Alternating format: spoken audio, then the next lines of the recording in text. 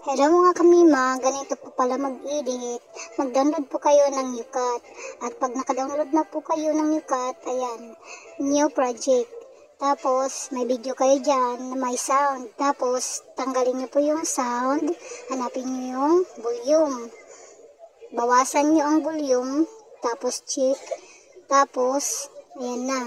Save nyo muna. Ganyan. Ako kasi nag-i-scroll ako ng para walang ads. Kaya naktiyatamad ako manood ng ads. Ngayon, pag ganyan na nakita nyo na may gunting sa taas, burahin nyo yun para makita nyo agad. Dahil patuloy pa rin yung ads nun.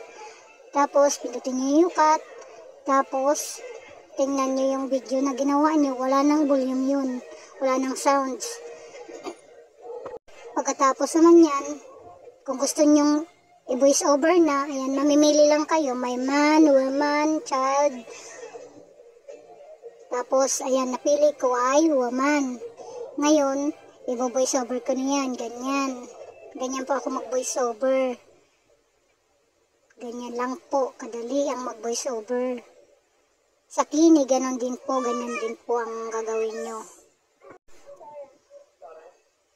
Ayan, papakinggan nyo na po kung gaano kaganda ang voice over nyo. Madali lang po mag-voice over, madali lang mag-edit. Ayan. Sisave nyo lang, download ulit. Tapos, antayin nyo lang ulit lumabas.